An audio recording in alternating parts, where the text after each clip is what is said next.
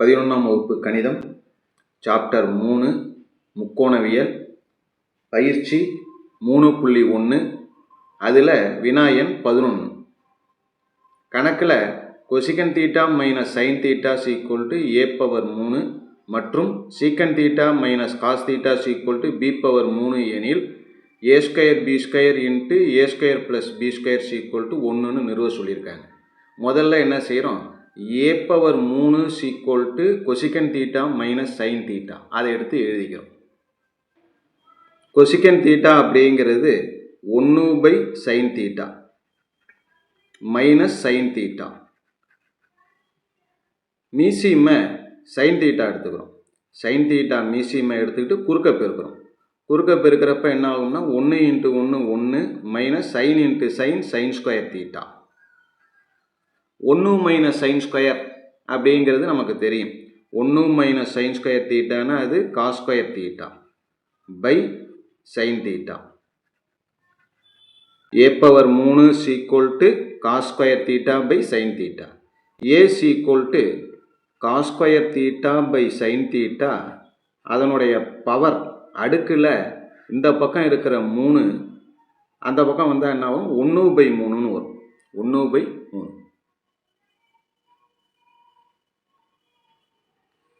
நமக்கு தேவை ஏயோட அடுக்கில் 2, a² தான் நமக்கு வேணும்.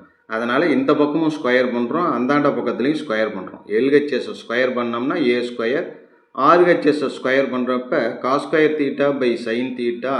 இதனுடைய அடுக்கில் என்ன ஆகும்னா ஸ்கொயர் பண்ணும்போது வர்க்கப்படுத்தும் போது 1ங்கிறது 2ன்னு வந்துடும். 1/3ங்கிறது 2/3. அடுத்ததாக என்ன செய்ய போகிறோம், அந்த பவரில் இருக்கிற 2/3 உள்ளார கொண்டு வரோம்.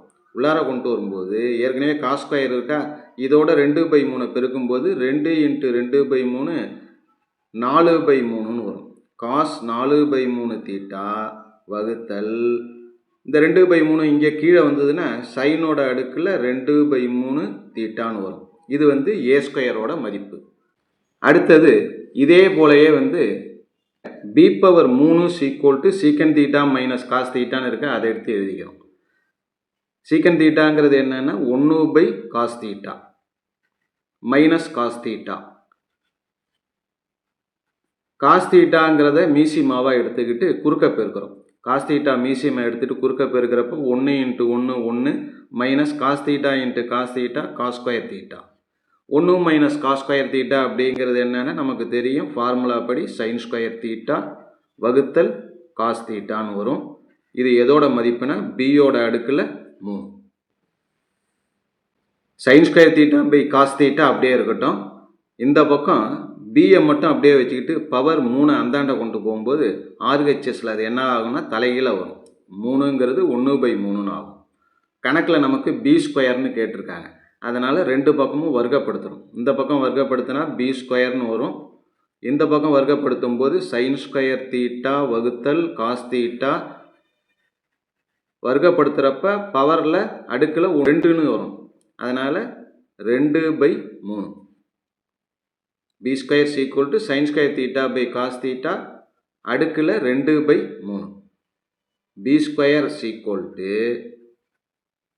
பவர் 2/3 உள்ளார கொண்டு வரும்போது 2/3ஓட 2 பெருக்கும்போது சைனோட பவரில் அடுக்கில் 2 × 2/3 4/3 தீட்டா வகுத்தல் காஸ் தீட்டான்னு இருக்கு இல்லையா, காசோட பவரில் இந்த 2/3 வந்ததுன்னா காஸ் பவர் 2/3 தீட்டான்னு வரும்.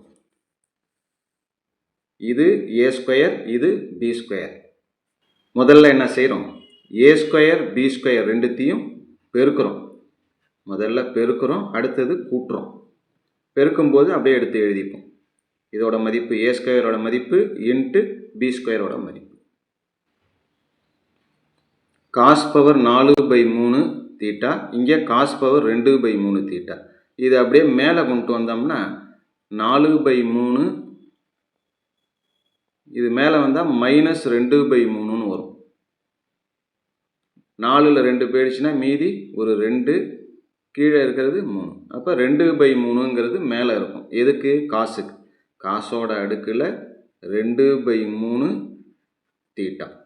அதே போல் இங்கே என்ன இருக்குன்னா சைன் பவர் 4/3 இருக்கா, கீழே இருக்கிற 2/3 மேலே வந்தால் -2/3ன்னு வரும்.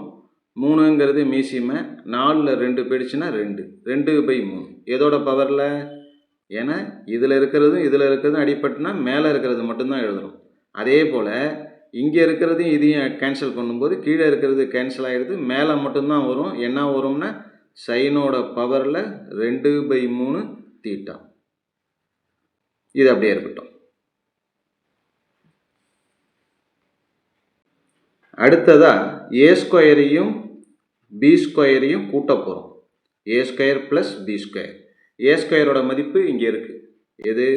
cos⁴ தீட்டா வகுத்தல் sin⁴ தீட்டா. இதோட ப்ளஸ் b²ங்கிறது என்னன்னா cos⁴ தீட்டா கீழே, மேலே sin⁴ தீட்டா. மீசிமை இந்த ரெண்டுத்தையும் பெருக்கிக்கிறோம். சைனோட அடுக்கில் 2/3 தீட்டா இன்ட்டு cos⁴ 2/3 தீட்டா. மீசிமை ரெண்டுத்தையும் பெருக்கிக்கிட்டு குறுக்க பெருக்கிறோம். இதையும் பெருக்கும்போது cos⁴, நல்லா கவனிச்சிங்க, 4/3. இதோட இதை பெருக்கிறோம். பெருக்கும்போது அடுக்க கூட்டணும். இங்கே 4/3 இருக்குது, இந்த இடத்துல 2/3 இருக்குது.